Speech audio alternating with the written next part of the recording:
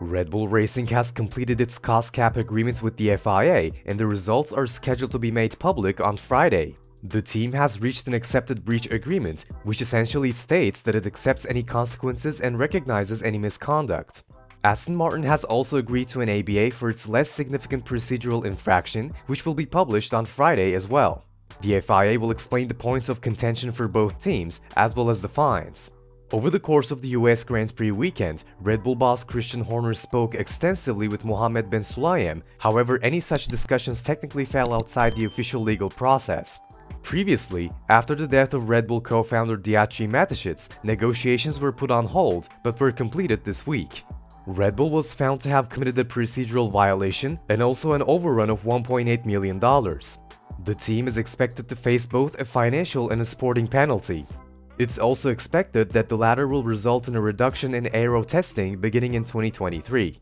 Under the aero testing restriction laws, the team will already have less wind tunnel time and CFD usage than any of its competitors as constructors champion. It is also possible that there's a tax issue as well.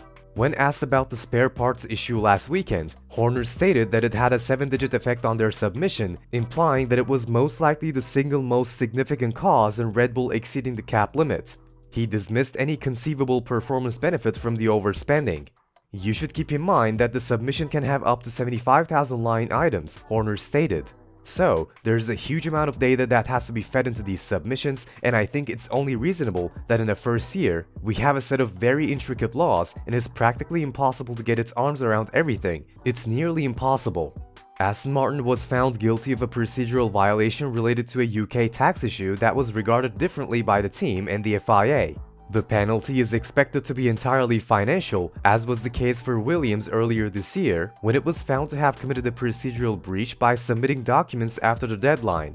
I believe it's complicated. It's a complex set of regulations, Team Chief Mike Krack said last weekend in Austin. And it's not frustrating, it shows us that we need to do a better job in the future to avoid similar problems. But at the end of the day, I believe the most important factor was that we were under the cap, and the rest is routine. So friends, what do you think of the latest news? Let us know in the comments down below and take care.